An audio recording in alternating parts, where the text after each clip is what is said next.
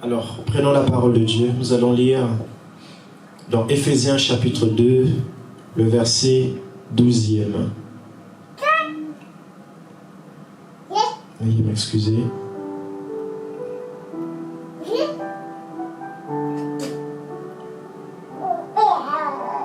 Alors, Éphésiens, lisons dans Éphésiens chapitre 2, le verset 12 à 19, il est dit: Souvenez-vous que vous étiez en ce temps-là sans Christ, privés du droit de cité en Israël, étrangers aux alliances de la promesse, sans espérance et sans Dieu dans le monde.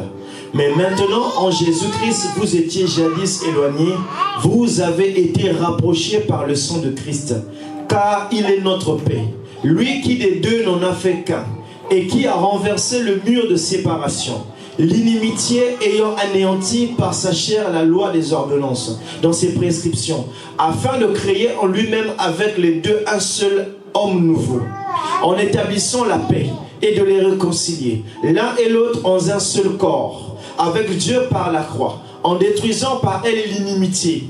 Il est venu annoncer la paix à vous qui étiez loin, et la paix à ceux qui étaient près, car par lui, nous avons les uns et les autres accès auprès du Père dans un même esprit.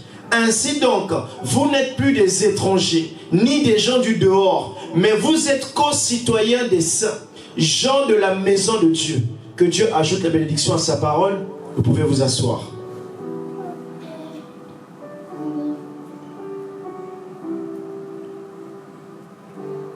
Alors, nous sommes en train de parler sur notre thème qui est l'accès auprès du Père.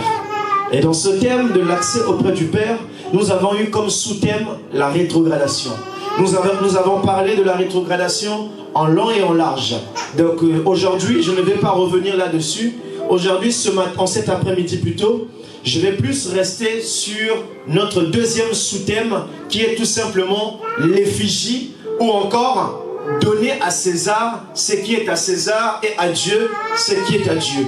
Quelqu'un dise avec moi: donner ce qui est à César, ce qui est à Dieu, à Dieu.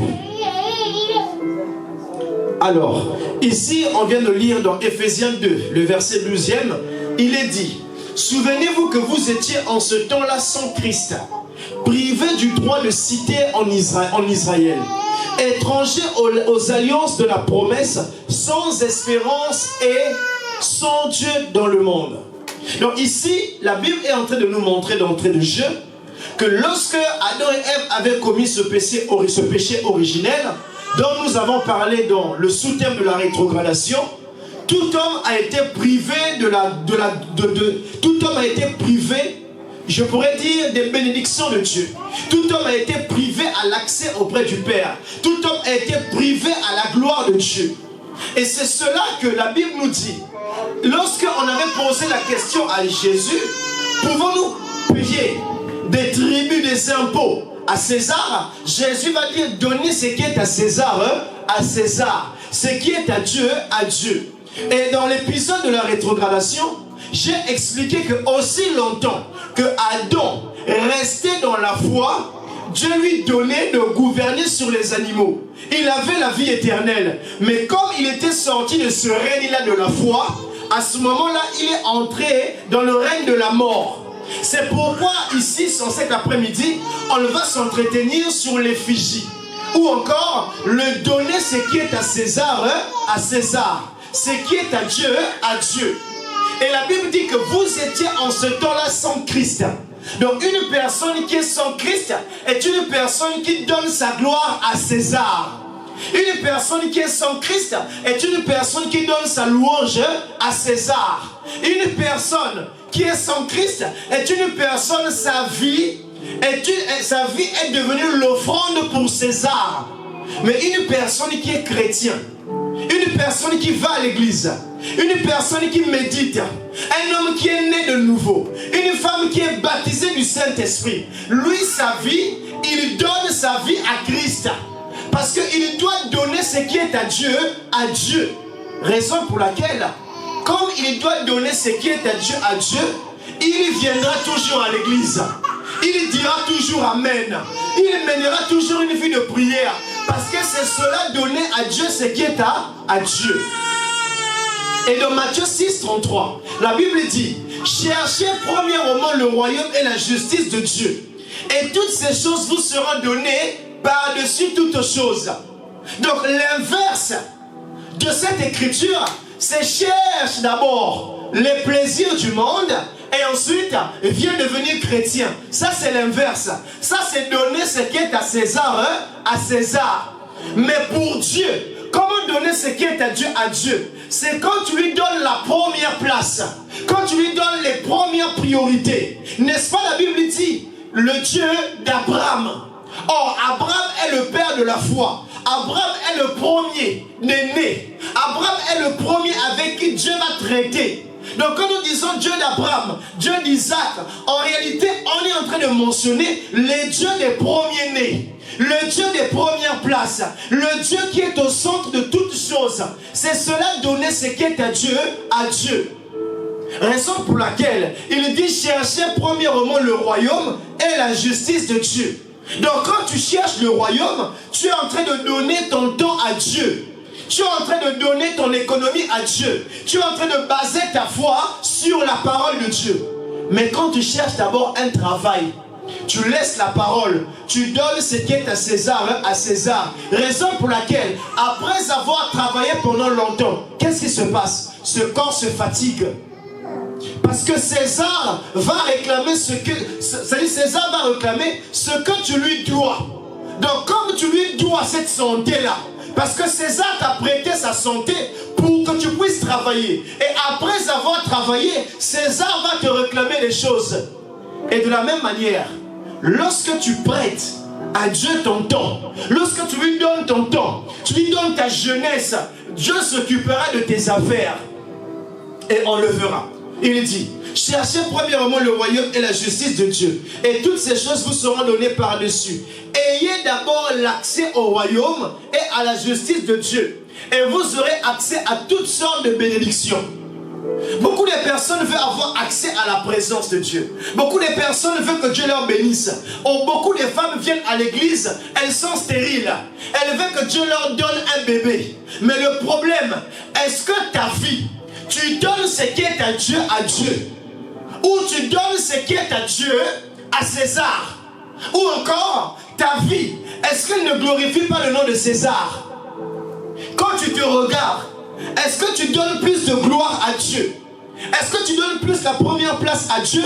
Ou tu prends tes choses, tu prends tes enfants, ils sont dans le monde, tu prends derrière des énéquennes, tu t'habilles d'une manière indécente, tu es en train de donner ce qui est à César. Parce que comme César habite en toi, raison pour laquelle tu te comportes comme César, ce sont des autels qui te réclament. Ce sont des autels qui te réclament.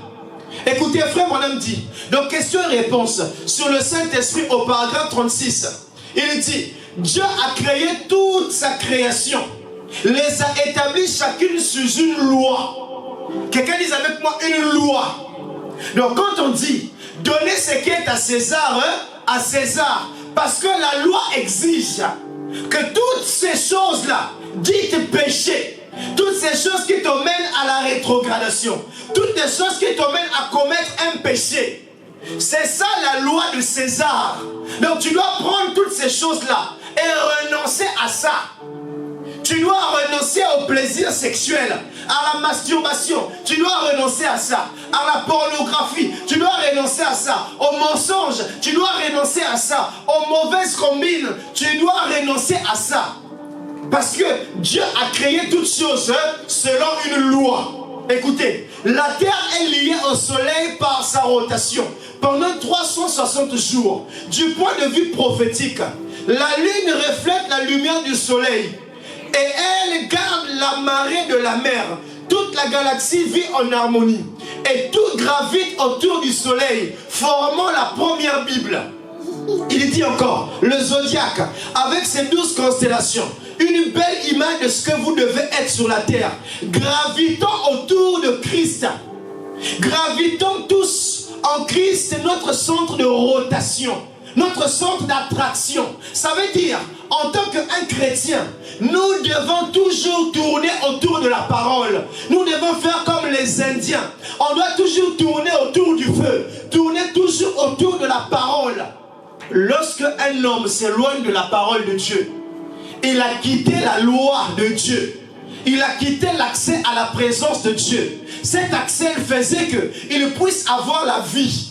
Cet accès faisait qu'il puisse avoir les bénédictions de Dieu. Mais comme il a quitté le centre d'attraction, qui est la parole, qui est Dieu, qui est ce message, raison pour laquelle il commence à avoir les ennuis. Frère, on me dit, quelle belle image de ce que nous devons être. Gravitons tous en Christ notre centre d'attraction. Ça veut dire aucun chrétien ne peut bien se sentir, aucun chrétien ne peut manifester le miracle s'il ne gravite pas autour de Christ. Il n'y a pas de miracle si tu ne gravites pas autour de la parole. Il n'y a pas de miracle si tu ne gravites pas autour de ce message. Ce message ramène Christ au centre de l'histoire. Donc, tu n'as pas le message, tu n'as pas Christ. Raison pour laquelle beaucoup de personnes vont voir les féticheurs pour avoir un petit don, pour avoir un petit miracle. Aussi longtemps que l'Église ne gravite pas autour de Christ, il n'y a pas de réveil. Aussi longtemps que l'Église ne gravite pas autour de chaque parole, il n'y a pas d'enlèvement. Aussi longtemps que l'Église ne gravite pas autour de ce message, il n'y a pas de Saint-Esprit. Et il dit encore, lui le soleil de la justice, qui s'est levé avec la guérison sous ses ailes. Parce que quand tu gravites autour de ce soleil, lui Christ, il est le soleil de justice et il a en lui la guérison divine. Donc quand tu es malade, ta place est à l'église. Quand tu as des problèmes de chômage, ta place est à l'église. Que tu aies des ennuis, ta place est à l'église. Parce que aussi longtemps que le chrétien sort du périmètre de sécurité, à ce moment-là, il est, je pourrais dire, il est livré à ses propres plaisirs. C'est pourquoi beaucoup de personnes, comme ils sont sortis de l'assemblée, quand ils sont sortis du message, quand ils sont sortis de la parole, c'est à ce moment-là que les ennuis ont commencé. Et frère Branham nous parle de cet épisode. Il y avait une jeune fille qui avait renoncé. À l'époque, elle dansait au cabaret. Elle avait renoncé à ses danses, elle avait renoncé à ses musiques et elle avait pris l'initiative de graviter tout autour du soleil qui est Christ. Aussi longtemps que notre sœur restait autour du soleil, elle était bénie. Elle n'avait pas d'ennui. Mais frère Branham montre qu'un bon matin, la voilà qui passa près du bar. Elle va dire, je vais aller dire bonjour à mes anciennes copines du cabaret. Et frère Branham dit, à la fin de cette histoire, elle a fini avec un esprit de chef-souris. Et laissez-moi vous dire, aussi longtemps mon frère, que tu ne gravites pas autour de la parole, c'est là où tu attrapes des esprits.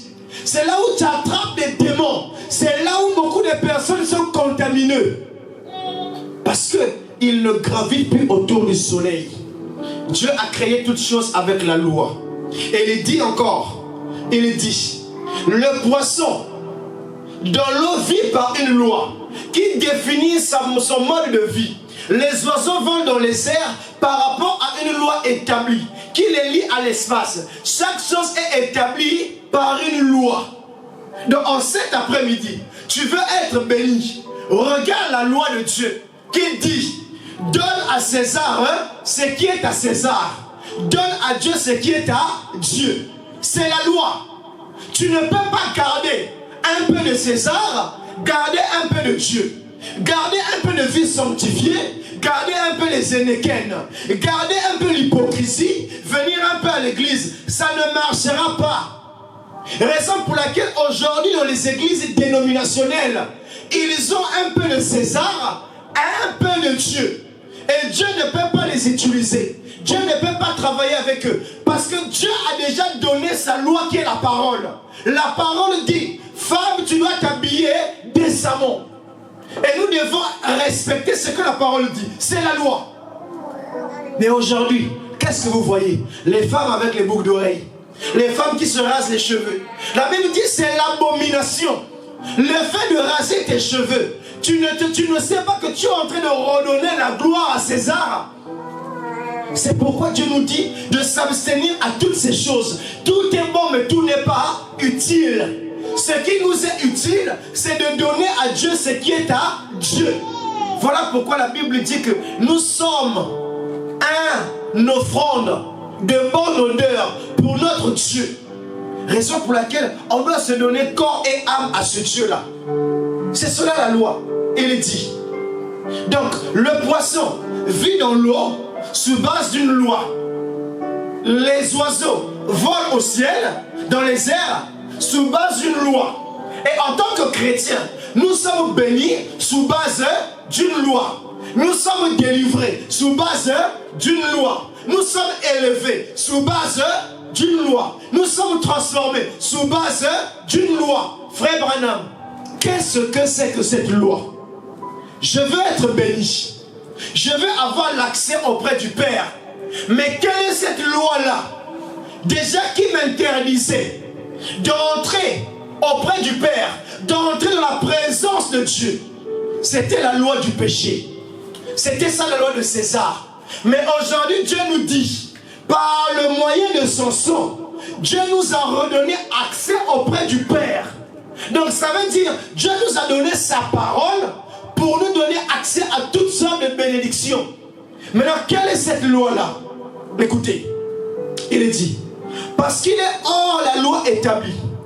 Ainsi, dans la parole de Dieu, la Bible, l'homme aussi comme espèce a sa loi. La loi établie pour tout chrétien, c'est la loi de la foi.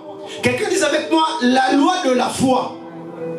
Donc, Dieu a établi aussi pour les chrétiens la loi de la foi. Et nous comprenons par là qu'il a aussi établi pour les incrédules la loi de la crédulité qui mène au doute. Donc en cet après-midi, il n'y a que deux choses que Dieu est venu voir. Il n'y a que deux choses dans lesquelles tu peux entrer en contact. Soit la loi de Dieu, qui est la foi, soit la loi de César, qui est l'incrédulité et les doutes. Parce que César ne peut croire à la parole de Dieu. César ne peut vivre la parole de Dieu. César ne peut pratiquer ce message du temps de la fin. César ne peut reconnaître un prophète dans son jour. César ne peut pas reconnaître Christ étant notre Messie. Il ne peut pas reconnaître. C'est pourquoi frère Branham a prêché. Reconnaître le jour et son messager.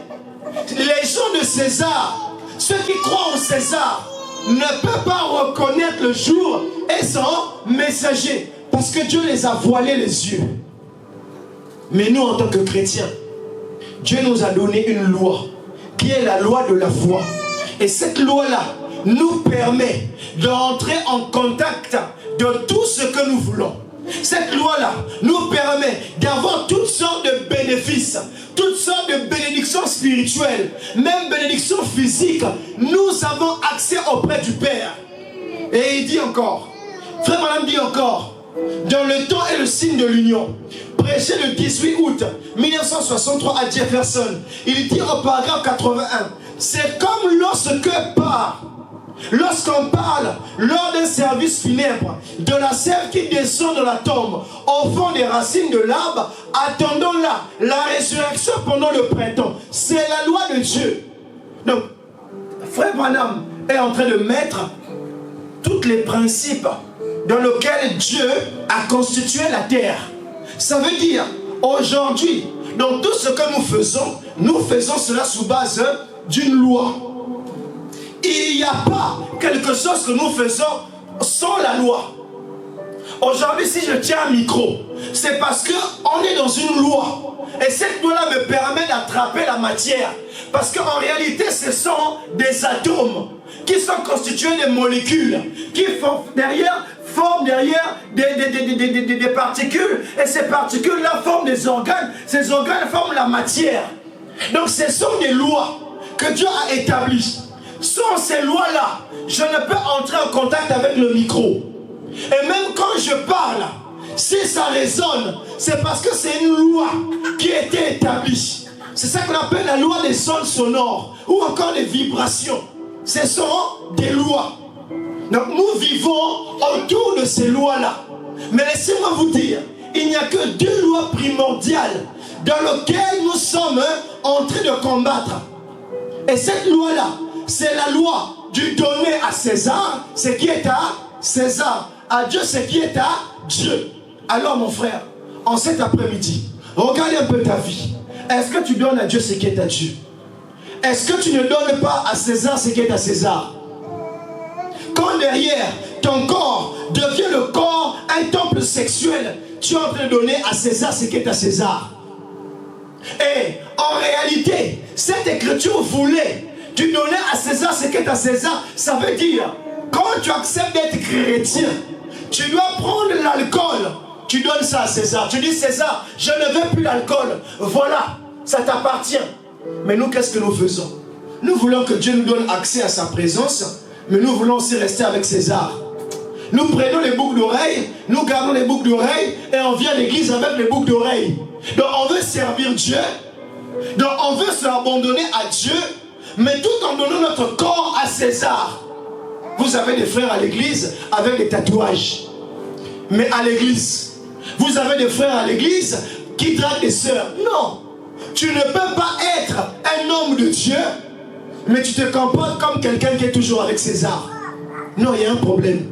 Tu dois respecter la loi de Dieu.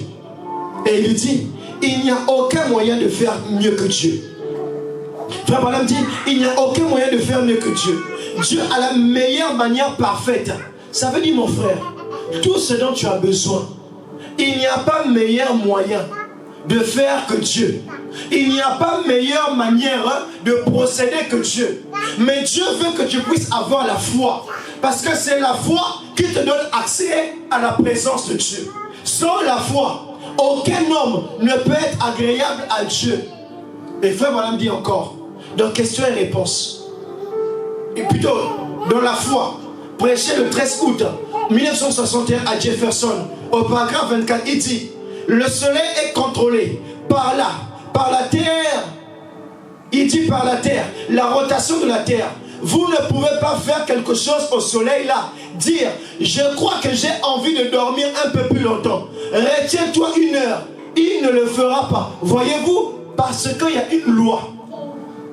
Et même ici, cette écriture, lorsque le prophète avait dit, soleil, arrête-toi. Le soleil s'est arrêté sous base d'une loi. Ça veut dire, un homme, tu ne peux pas te lever aujourd'hui et voir le soleil et dire, soleil, arrête-toi. J'ai besoin de dormir un peu. Donc arrête-toi un peu. Donc arrête-toi à 20 h pour que je puisse dormir un peu et je me réveillerai et je te dirai de continuer. Frère Branham dit, c'est impossible. C'est impossible. Mais la Bible montre qu'un homme, un bon matin s'est levé, il dit, soleil, arrête-toi. Et le soleil s'est arrêté. Et un homme, un prophète, il vient, il dit, il n'y aura ni pluie ni rosée. Sinon à quoi? À ma parole. Parce que c'était une loi. La loi de Dieu domine sur toute la loi de la terre. Ça veut dire, quand tu as l'accès à la présence de Dieu, tu as l'accès à la loi de Dieu, tu as la loi de Dieu entre tes mains, mon frère, tu peux maintenant derrière jouer sur toutes les lois. C'est pourquoi il dit, cherche premièrement la justice. Le royaume de Dieu est quoi? Sa justice. Et tu auras toutes choses. Tu pourras contrôler toutes choses. Tu pourras contrôler toutes les lois. Parce qu'aujourd'hui, pour être élevé, les hommes vont t'envoyer à l'école. Mais ils oublient que tu dois chercher d'abord le royaume de Dieu et sa justice. Et tu auras toutes choses. Et il dit, il ne le fera pas, voyez-vous. Parce qu'il y a une loi. Si vous agissez selon cette loi, eh bien, alors tout ira bien. Si vous couchez à l'heure, vous pourrez vous réveiller à l'heure. Et il dit encore, eh bien, c'est pareil pour la loi de Dieu. La loi de Dieu, c'est la foi. Quelqu'un dit avec moi, la loi de Dieu, c'est la foi. La loi de Dieu, c'est la foi. Et nous avons la foi ici, en cet après-midi, pour guérir toute maladie, pour tout faire. Mais c'est contrôlé par une loi. Et cette loi, c'est la foi. Quelqu'un dit avec moi, cette loi, c'est la foi. La foi en quoi? Dans le pasteur, La foi en quoi? Dans les brochures? Non. La foi de Dieu. Il dit, c'est la foi. Jésus a dit, tout ce que vous demandez en priant, vous pouvez croire. Si vous pouvez croire que vous l'avez reçu, cela vous sera accordé. Il dit, voilà. Alors, c'est la foi qui contrôle ça. Et la foi nous est donnée selon le besoin que nous en avons. Tu as besoin de quoi? Oh non, j'ai besoin d'être guéri. Frère, aie accès à la foi seulement. Oh non, j'ai besoin à des parcelles. Aie accès à la foi. La foi nous donne accès à tout ce dont nous avons besoin. Et il dit encore, il dit, or, nous devons. Dieu donne à certains d'entre nous une certaine portion de foi, à d'autres une autre portion de foi. Ce n'est pas une grande puissance surnaturelle que vous avez, parce que quand vous devenez chrétien, vous avez déjà la puissance. Alléluia. Vous avez déjà la puissance, mais vous manquez de foi pour faire agir cette puissance. Oh non, nous cherchons la puissance. Je vais en prière, je vais en jeûne pour chercher la puissance. Frère Branham dit, nous avons déjà la puissance, mais ce qu'il manque à l'église, c'est la foi qui fera agir cette puissance. Alors, en cet après-midi, je suis venu te montrer l'itinéraire, l'accès auprès du Père. Comment aller récupérer cette clé-là et faire agir ta foi qui va te donner accès auprès du Père. Et il dit encore, vous avez une seule chose à faire pour être juste, c'est d'avoir la foi en Dieu. Il n'y a rien d'autre à faire. C'est juste accepter la loi telle qu'elle nous a été donnée. Je parlais hier avec une sœur. Elle m'a dit, mon frère, j'habite en colocation avec un païen. Frère, c'est la loi de Dieu. Le fait que tu habites avec un païen, tu es en train de donner à César ce qui est à César. Un bon matin, tu te retrouveras en train de coucher avec cet homme. Pourquoi? Parce que c'est la loi de César. Mais la loi de Dieu nous dit, pas de copain, copinage. Si tu veux être guéri, tu veux avoir le miracle, tu veux avoir le succès, tu dois respecter cette loi-là. C'est tout. Il n'y a pas à bouder. Il n'y a pas à chercher. Il n'y a pas à tergiverser. C'est ça qui fait que beaucoup de personnes abandonnent le message. Parce qu'ils disent que le message est très dur. Non, mon frère, ce n'est pas dur. C'est la loi. Parce que l'accès auprès du Père n'est pas donné à tous. Ceux-là qui y parviendra, ce sont ceux-là qui vont honorer la loi. Et la loi, c'est la foi. Il dit, vous avez une seule chose à faire pour être juste, c'est d'avoir la foi en Dieu. Car c'est par la foi que vous êtes sauvés. C'est par la foi que vous êtes guéris. C'est par la foi que vous recevez tout ce que vous avez. Voyez, c'est par la foi que vous le croyez. Alors, crois au Seigneur Jésus et toi et ta famille, vous serez sauvés. Non, j'ai besoin d'une guérison. C'est par la foi que tu es guéri. Oh non, j'aimerais avoir une délivrance totale. C'est par la foi que tu es délivré totalement. Il n'y a pas d'autre issue. Il n'y a pas d'autre moyen. Qu'on ne vous trompe pas. Que oh non, il faut que le féticheur tourne autour de toi. Nous ne voulons pas ça. Oh non, viens à l'église, on va prendre le manteau. Le pasteur enlève la veste. Il commence à frapper sur les brebis. Il commence à frapper. Faya, faya. Nous condamnons ça. La seule chose que nous avons besoin, c'est quoi? C'est la foi. Sans la foi, il n'y a pas la guérison. Oh non, le pasteur doit faire du karaté. Allez, il donne des coups de pied. Il donne des coups de pied. Les gens tombent. Mon frère, ça, ce n'est pas la parole. Ça, c'est du charabia. Mais c'est la foi qui donne accès à la guérison. Donc quand tu viens à l'église, je n'ai pas besoin de te frapper ma veste. Crois tout simplement à la parole que je te prêche. Et cette parole a en elle des effets. Et ces effets-là vont te guérir. C'est ainsi. Mais vous allez voir aujourd'hui, les gens vont venir, il faut qu'on te pose la main, il faut qu'on fasse un rabababa, il faut qu'on fasse rakatatata. Non frère, c'est la foi. Il n'y a pas de rababababa. C'est la foi. C'est la foi qui va te guérir. Oh non, j'étais à l'hôpital, j'étais malade et j'ai commencé à parler en langue et après je suis guéri. Non mon frère, c'est l'ange de lumière. Je dirais même, c'est l'ange des ténèbres, le diable qui s'est déguisé en ange de lumière. C'est Lucifer. La seule porte de la guérison s'appelle la foi.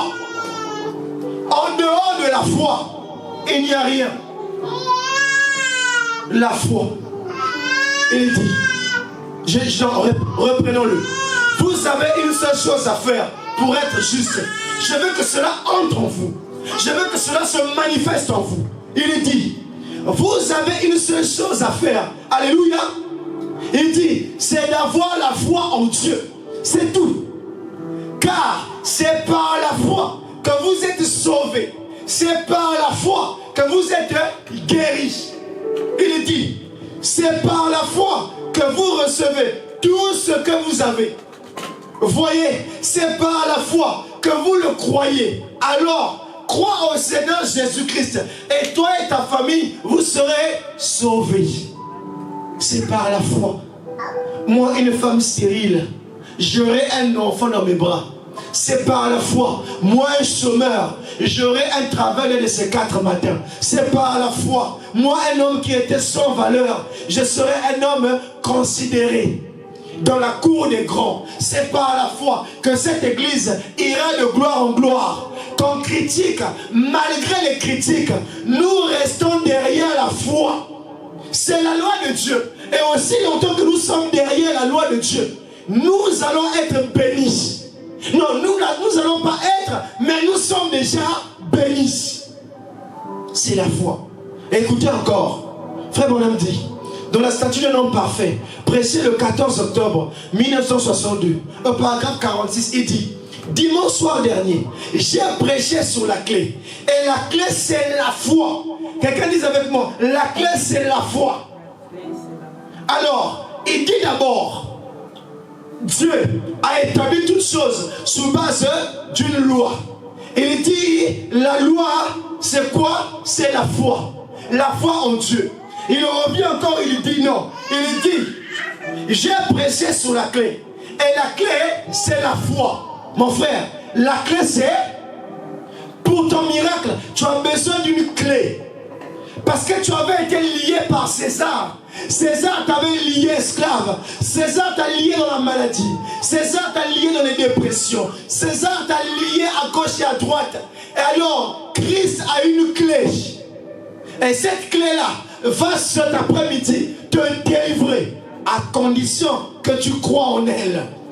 Il dit, et la clé, c'est la foi. La foi tient la clé. Et la clé, c'est l'écriture. La clé, c'est l'écriture. Ça veut dire, aussi longtemps qu'on reste derrière la parole, aussi longtemps qu'on reste derrière le messager, nous sommes sûrs d'avoir toutes sortes de bénédictions célestes. Parce que la clé, c'est l'écriture. Mon frère, là où tu pars, est-ce qu'on te prêche l'écriture? Là où tu es, est-ce qu'on te prêche l'écriture? On dit, moi je suis dans telle église, là-bas on chante bien. Mais est-ce qu'on te parle de l'écriture? Parce que c'est l'écriture qui va t'emmener à un changement. C'est l'écriture qui va t'emmener à une délivrance totale. C'est comme il y a une soeur qui me disait, oh non, dans mon église, on ne croit pas à la dot. Dans mon église, on ne croit pas à la dîme. Mon frère, laisse-moi te dire, aie tout simplement accès à la clé. Quand tu auras accès à la clé là, ça va t'apporter la révélation. Tu comprendras mieux la parole de Dieu. Tu comprendras mieux les Écritures. Mais aie tout simplement accès à la clé. Et laissez-moi vous dire, en dehors de ce message, il n'y a pas d'autre clé pour l'enlèvement.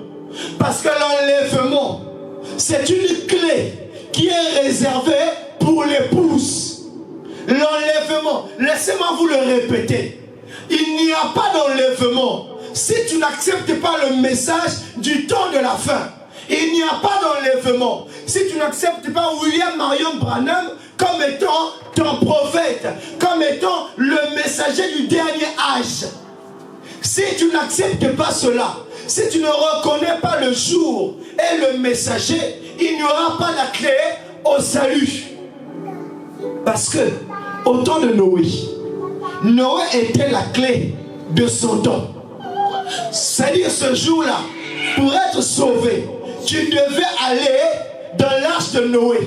Et l'arche de Noé était la clé qui derrière te préservait du déluge.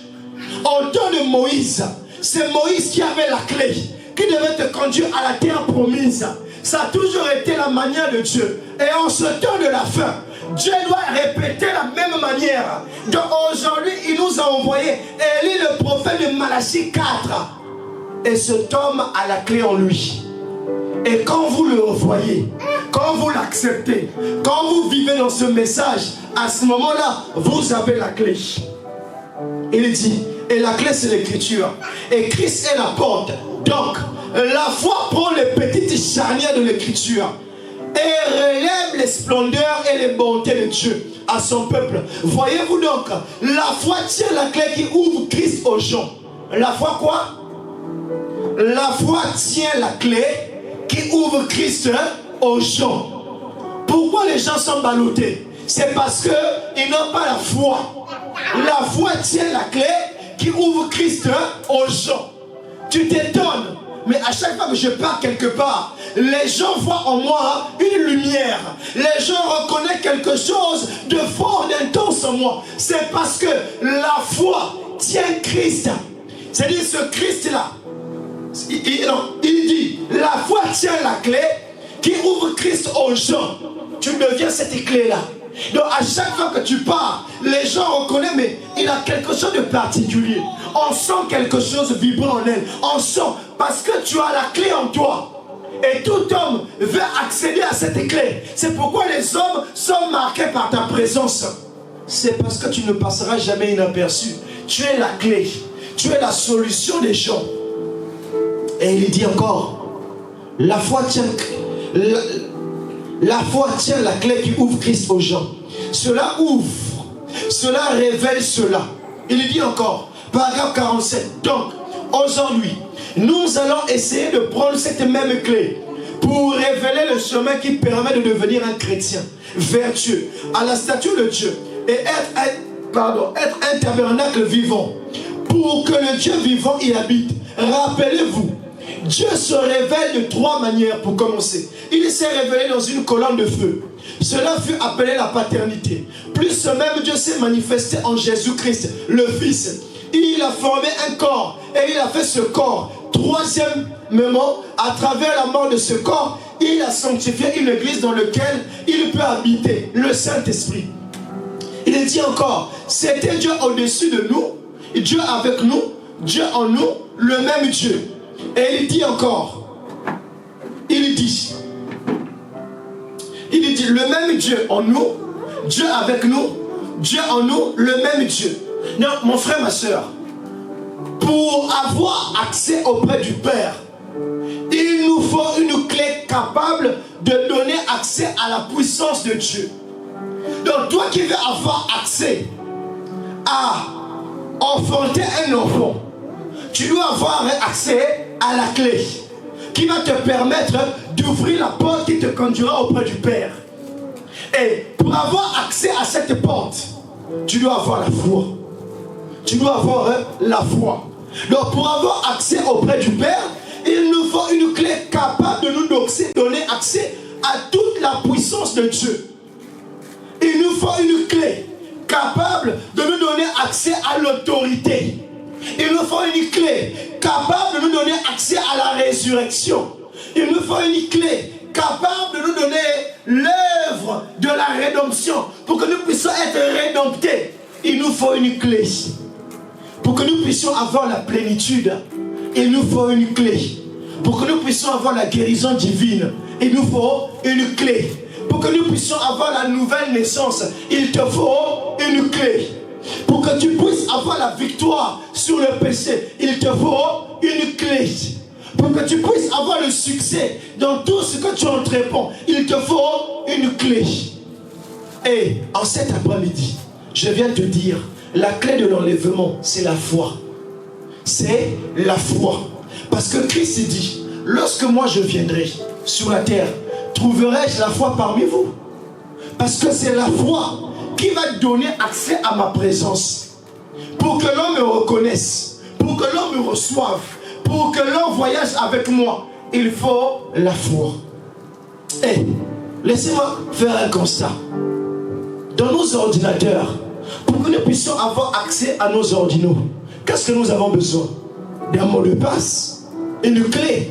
Dans nos téléphones, parfois on est enverrouillé nos téléphones par un code ou par des schémas. Et comme je le disais, dans une banque, pour retirer de l'argent, il te faut l'accès. Il te faut un code d'accès. Bien que l'argent t'appartient, bien que l'argent, c'est la sueur de ton front, mais pour avoir accès à ton argent, tu as besoin de quoi? D'une clé. C'est ton argent, on ne disconvient pas. Mais comme c'est la loi qui définit que ton argent est en compte bancaire, donc tu dois utiliser ton argent, tu dois retirer ton argent en suivant les règles du combat. C'est là où l'apôtre Paul dit, l'athlète n'est couronné qu'en quoi? Qu'en combattant selon les règles du combat. Tu ne peux avoir une couronne de gloire si tu ne combats pas selon les règles de la loi de la foi. Oui, c'est ton argent. Oui, ça t'appartient. Oui, on n'en disconvient pas. Néanmoins, une personne normalement constituée, il sait que c'est mon argent. J'ai une carte bancaire. Alors, pour que je puisse aller retirer mon argent, qu'est-ce que tu fais? Tu vas devant un guichet, tu mets la carte. Et pour authentifier qu'il s'agit de toi, qu'est-ce que tu fais? Tu mets un code. Le code te donnera accès à ton argent. Vos cartes d'identité possèdent un code pour identifier qu'il s'agit de toi. Vos ordinateurs ont des mots de passe pour y accéder. Vos portes ont des clés permettant l'accès. Même la porte de ta maison. Pourquoi il y a un code? Pourquoi il y a une clé? S'il n'y a pas de clé, est-ce que tu auras accès à ta porte? Non. Mais pour que tu puisses avoir accès à ta porte, il faut une clé. Il n'y a que le voleur qui passe par la fenêtre. Et beaucoup de chrétiens viennent à l'église. Ils veulent passer par la fenêtre et atterrir dans la maison de Dieu. Dieu dit, ma maison n'est pas une caserne de voleurs, ni une maison de brigands, mais ma maison sera appelée le temple de prière. Et aujourd'hui là, les gens veulent faire de ce message un caserne de brigands, un caserne de voleurs. Les gens veulent passer par la fenêtre. Les gens ne veulent pas la parole. Les gens ne veulent pas le message. Mais les gens veulent contourner les processus et atterrir dans le message. Non. Non, mon frère.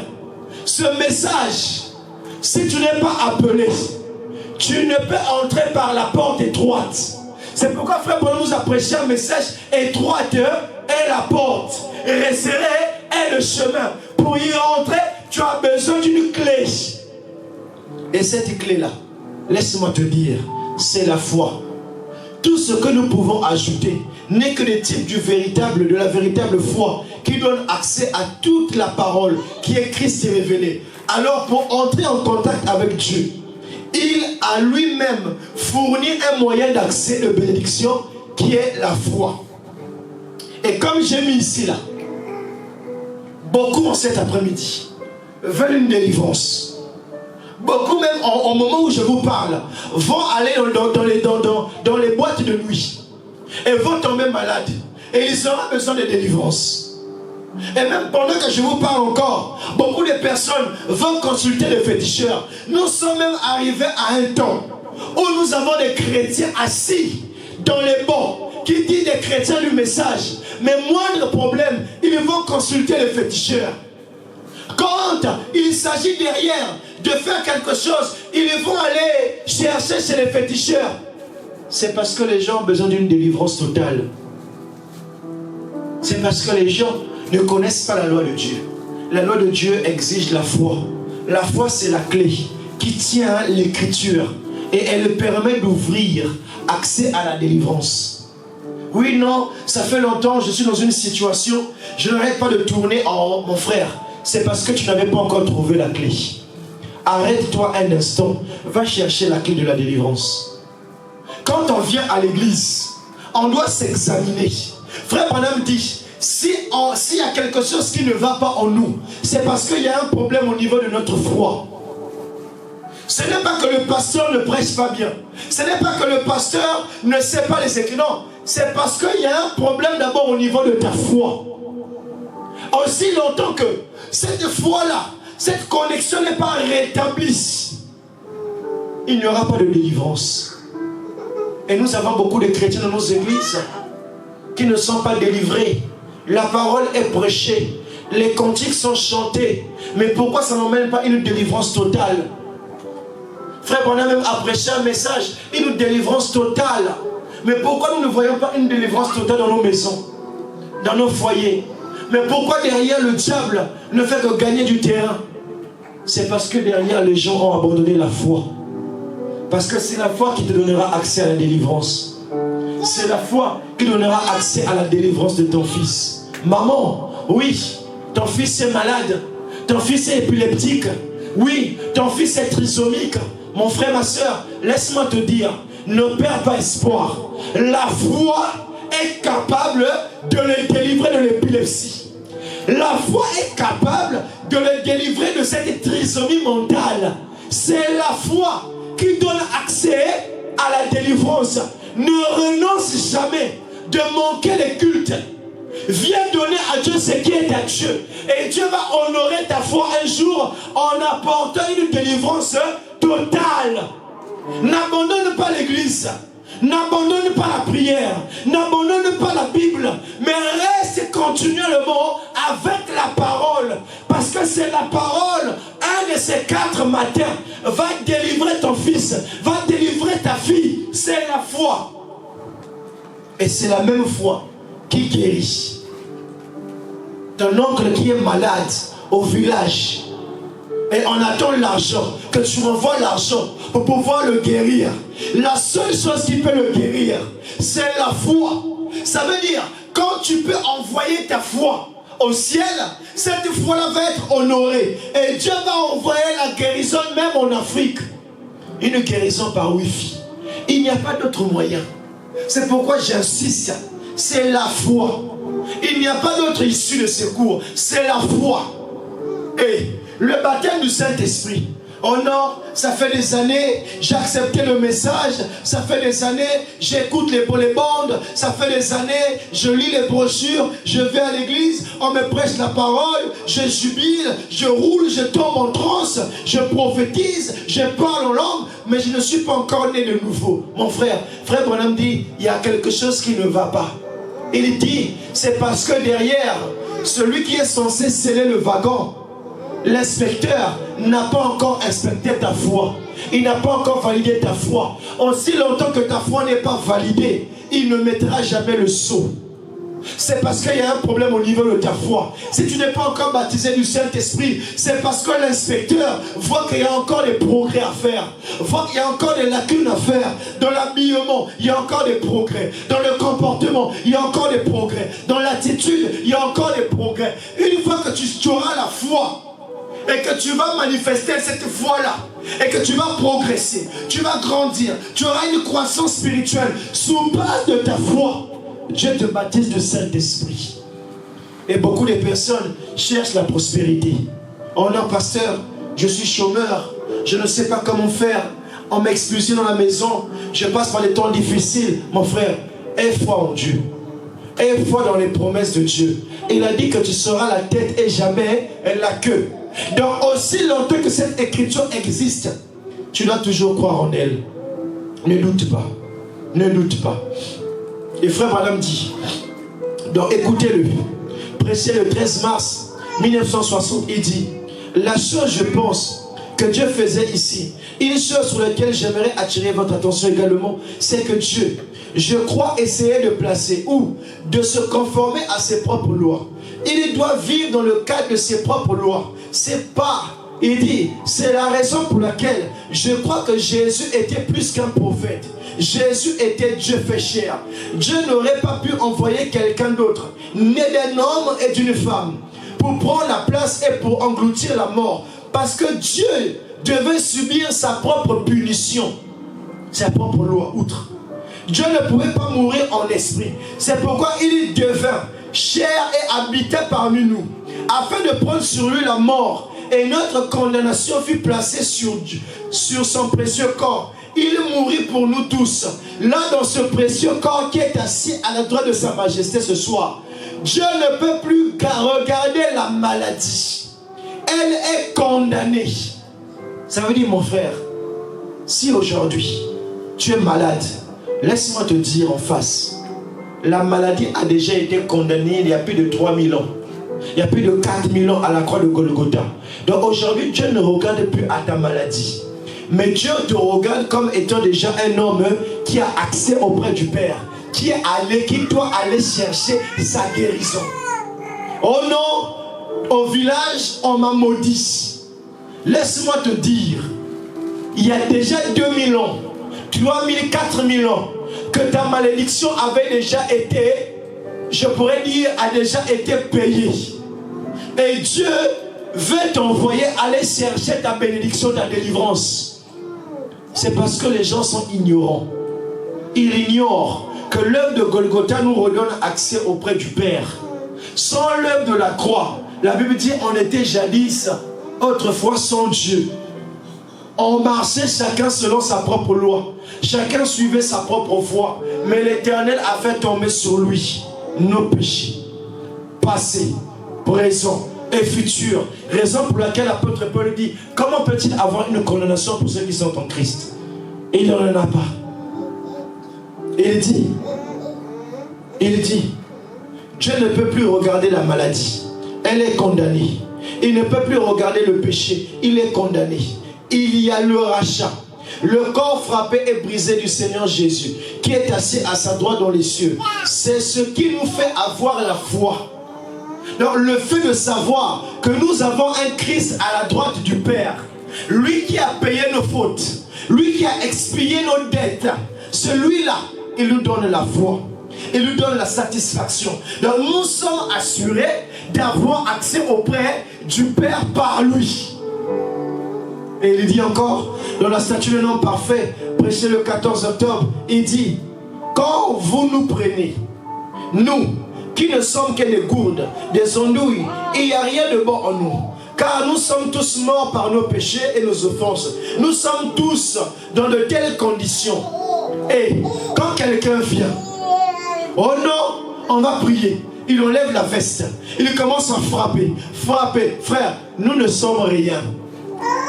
La seule chose qui peut emmener le surnaturel à agir, c'est la foi. Le reste de ce que vous voyez là, ce ne sont que le charabia. Tout le reste là, ce ne sont que les manifestations. Mais la véritable chose de Dieu se fait par la foi.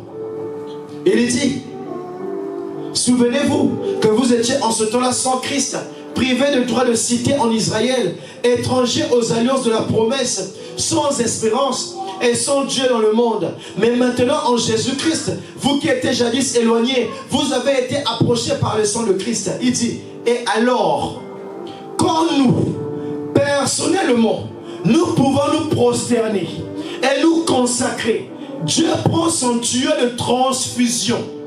Et quelqu'un dise avec moi, alléluia. Quelqu'un dise avec moi, non, alléluia. Parce qu'il y a quelque chose de fort ici. Il dit non, nous, personnellement, nous pouvons nous prosterner et nous consacrer. Donc quand nous consacrons, quand nous prions, quand nous allons à l'église, quand nous méditons la foi, quand nous avons la foi dans la parole de Dieu. Écoutez, il dit, nous pouvons nous prosterner et nous consacrer. Dieu prend son tuyau de transfusion.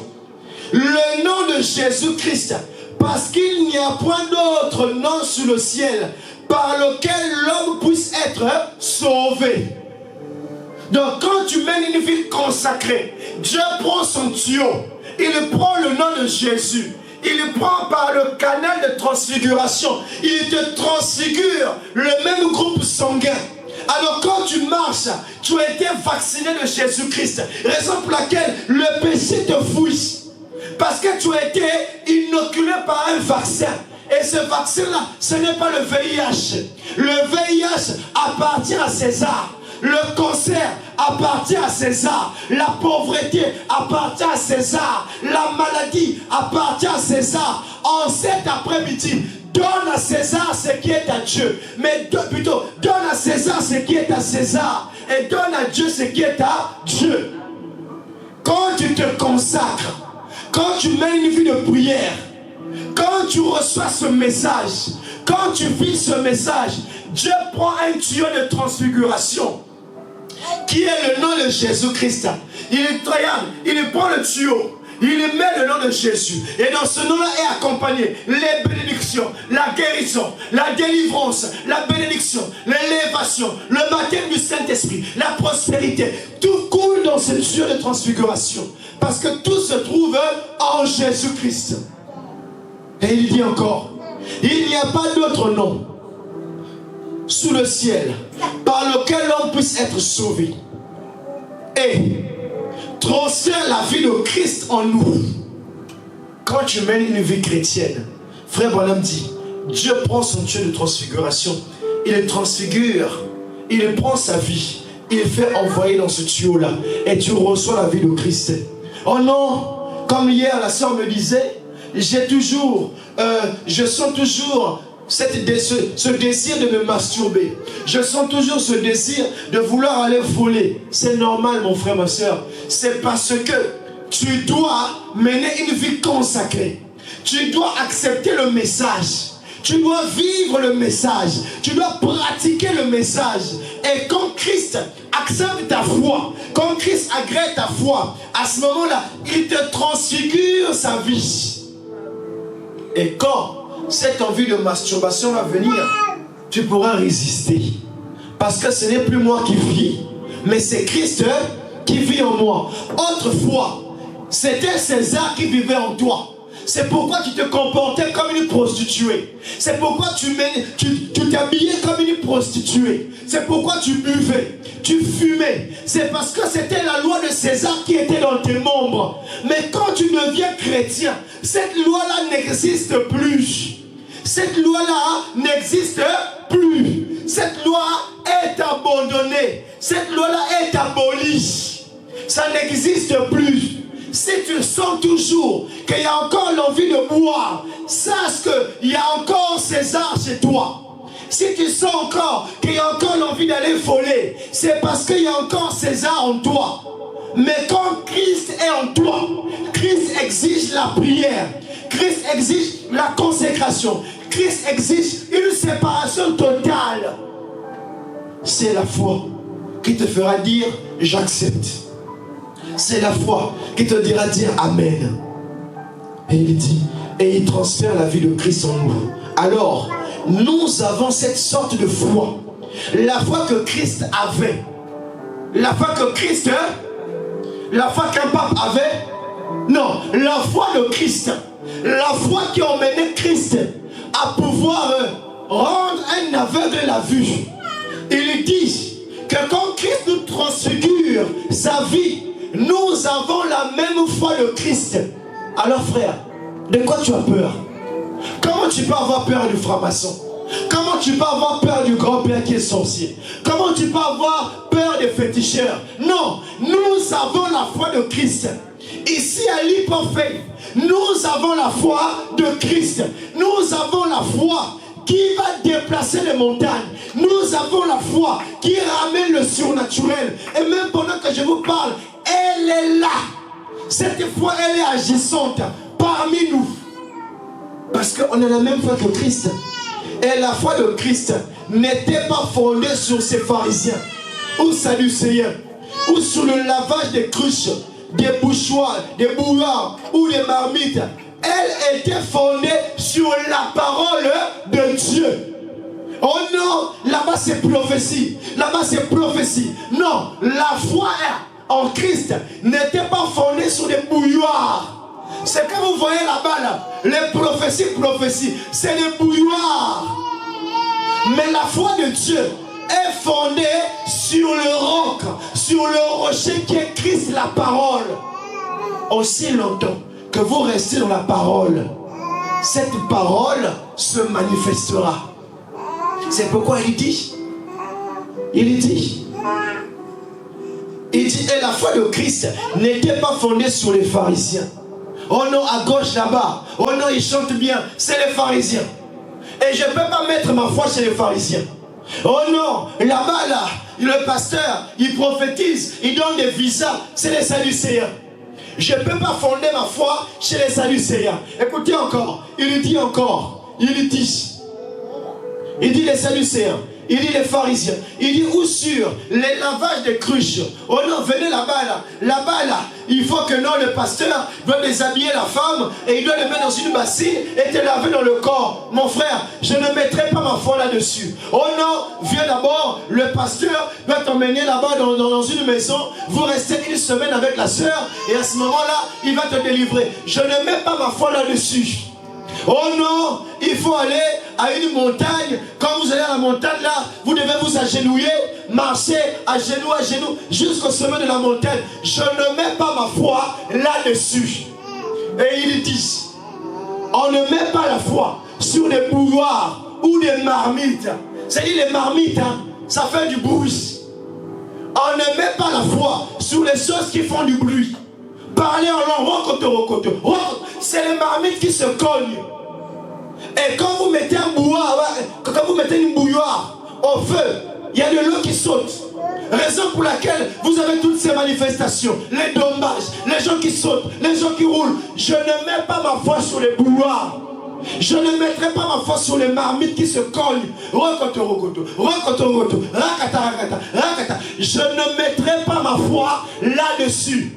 Mais il dit, notre foi, elle est basée sur Christ et la parole. Il dit, elle était fondée sur la parole de Dieu. Amen. Il dit à tel point, Christ était la parole.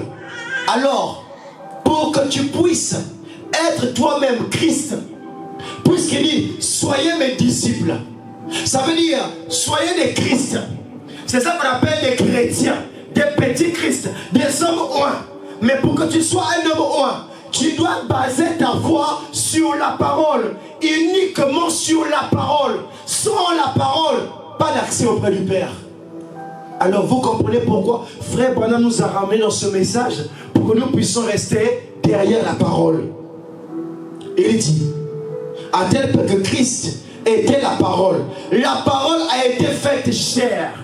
Et alors, lorsque nous sommes tellement transfusés par sa puissance que nous mourrons à notre propre façon de penser. Là où l'apôtre Paul disait, c'est qu'il vous faut, c'est un renouvellement de pensée. Là, frère Branham dit, lorsque nous arrivons à un niveau où nous sommes transfusés, il dit, écoutez, il dit, lorsque nous sommes tellement transfusés par sa puissance que nous mourons dans notre propre façon de penser.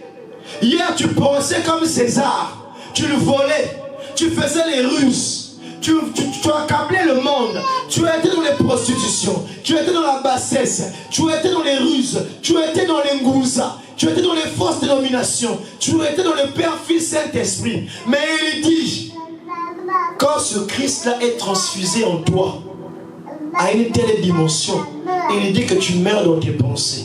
Quelles pensées? Quelles pensées? Les pensées de César. C'était quoi?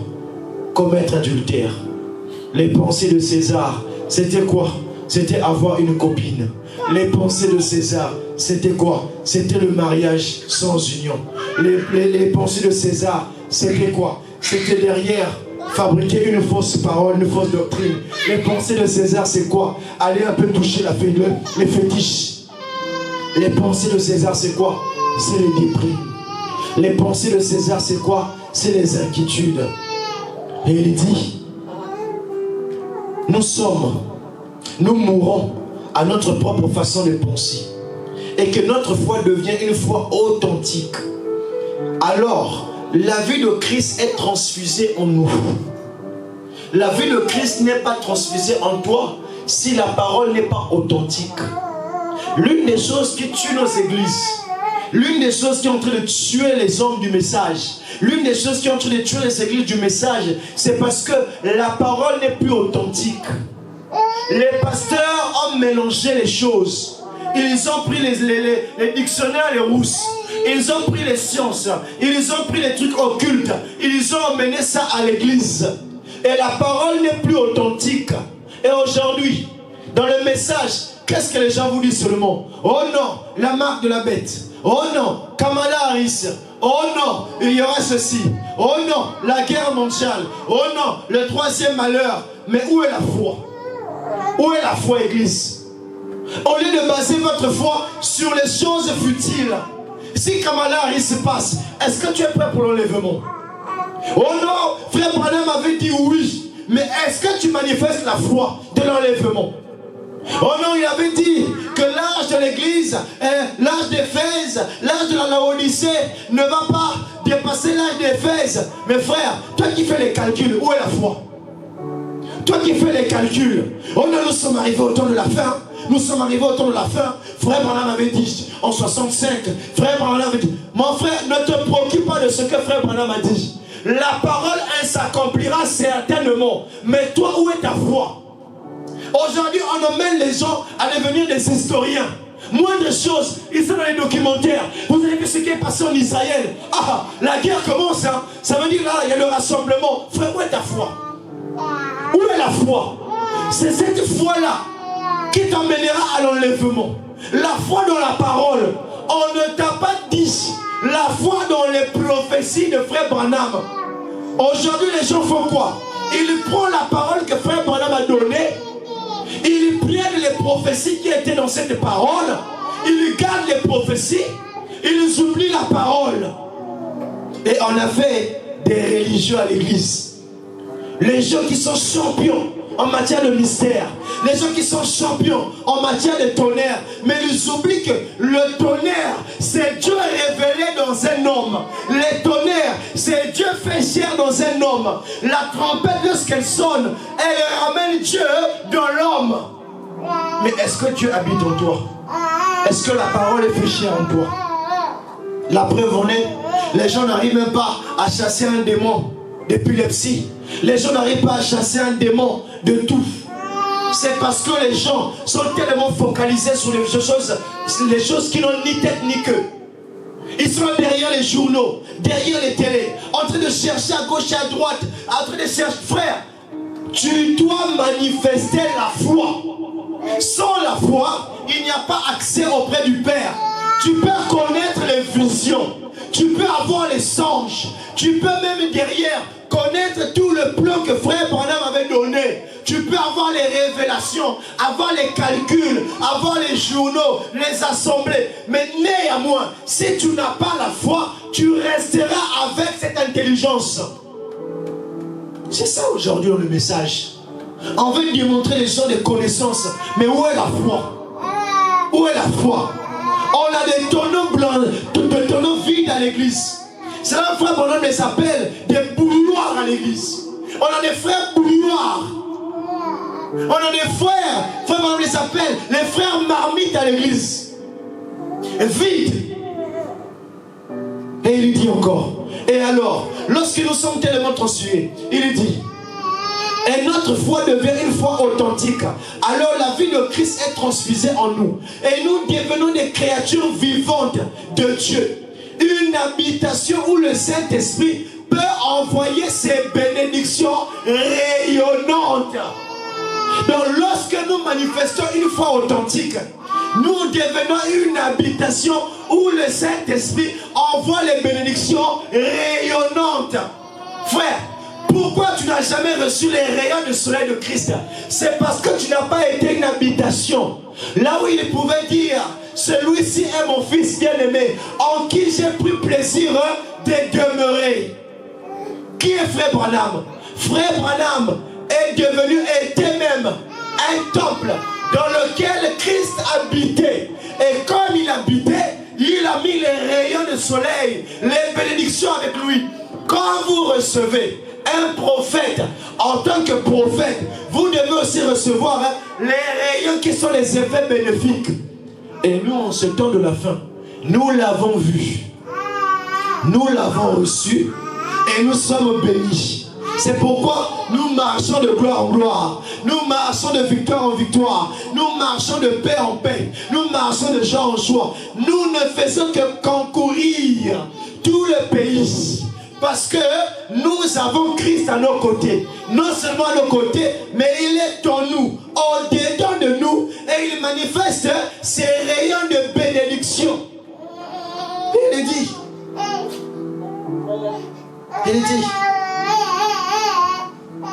dit, et notre foi devient une foi authentique. Alors, la foi de Christ est transfusée en nous. Et nous devenons des créatures vivantes de Dieu. Une habitation. Quelqu'un disait avec moi, une habitation.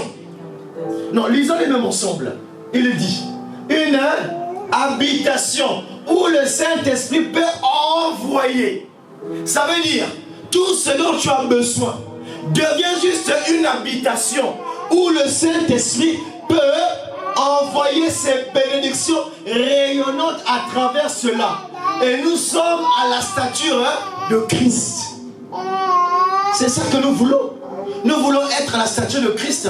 Et je vais bientôt terminer. Il dit, le Dieu qui est riche en miséricorde, prêché le 19 janvier 1965, il dit, Dieu est la porte. Et elle a été faite chair et habitée parmi nous. Dieu est la porte. Alors pour ouvrir une porte, tu as besoin de quoi? Tu as besoin de quoi? Christ est la porte. Mais pour ouvrir cette porte, il te faut une clé. Et la clé, c'est la foi dans la parole. Si tu as la foi dans la parole de Dieu, tu peux ouvrir la porte qui est Christ. Et quand tu ouvres Christ, tu te retrouves dans la chambre haute. Là où la gloire de la Shekinah pouvait descendre. Tu te retrouves là, en train de causer avec le Maître. Tu te retrouves là, en train d'être béni. Tu te retrouves là, en train d'entendre sa voix. Tu te retrouves là, en train de crier de joie. Parce que tu es entré dans la tente. Là où Christ rencontre des véritables adorateurs. C'est quand tu ouvres la porte de Christ. La porte. Il dit, Dieu est la parole. Et elle a été faite chair. Il dit, elle a habité en nous. Là, il dit, là pour qu'il puisse manifester les autres attributs de Dieu. Donc Dieu ne s'est pas fait chair en toi juste comme ça. Oh non, il s'est fait chair en moi. Il ne s'est pas fait chair en toi par plaisir. Il s'est fait chair en toi pour manifester ses attributs. Quels sont les attributs? Il veut être un sauveur. Ça veut dire il est là cet après-midi pour te sauver. Alors pourquoi tu es en détresse? Il est Jéhovah Jireh, l'Éternel qui pourvoit à tes besoins. De quoi as-tu besoin? Il est Jéhovah Rapha, il est Jéhovah Nissi, il est Jéhovah Shama, il est Jéhovah Tikenu, il est El Elyon, il est El Kana. Parce qu'il est tous ces attributs-là. Parce qu'il veut te faire du bien. C'est pourquoi il s'est fait chair en toi. Alors laisse-moi te dire, lorsque les hommes cherchent un Jéhovah Jireh, le voilà. La voilà. C'est toi Jéhovah Jireh. L'Éternel a déjà juré par lui-même de te faire du bien. Il a juré par lui-même qu'il sera l'adversaire de tes adversaires. De quoi tu t'inquiètes mon frère? Les défis dans lesquels tu t'es engagé, il est là pour relever chaque défi. Parce qu'il est Jéhovah Jireh. Il dit, le corps Jésus, c'était le corps de Dieu, un attribut. Moïse l'a vu passer, l'a vu de dos. Aucun homme n'a vu sa face. Exode 33, 18. Il dit, Moïse dit, fais-moi voir ta gloire. L'Éternel répondit, je ferai passer devant toi ma bonté. Je proclamerai devant toi le nom de l'Éternel. Je fais grâce à qui je fais grâce. Et miséricorde à qui je fais miséricorde. L'Éternel dit, tu ne pourras pas voir ma face. Car l'homme ne peut voir ma face et vivre. Ça c'était la loi de César. Mais Dieu va dire, l'Éternel dit, voici un lieu près de moi. Tu te tiendras sur le rocher. Tu te tiendras sur Église, nous devons nous tenir sur le rocher d'âge, qui est la parole, qui est le message. Nous devons répéter le message. Nous devons prêcher le message.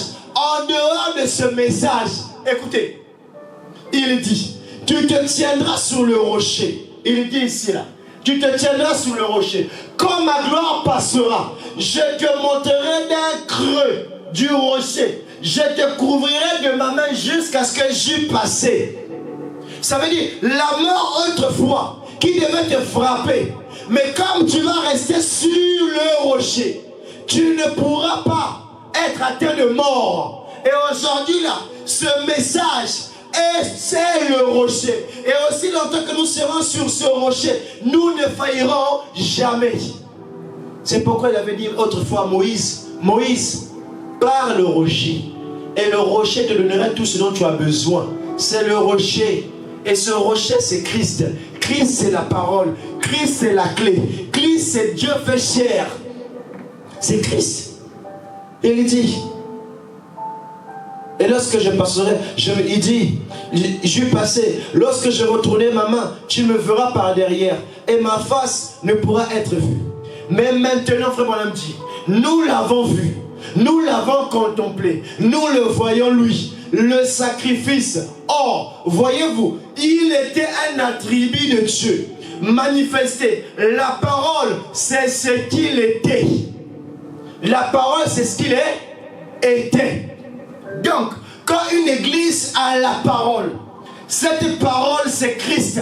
Cette parole, c'est la clé. Et la clé, c'est la loi de Dieu. La loi de Dieu, c'est la foi. La foi, c'est elle qui tient la clé, la main.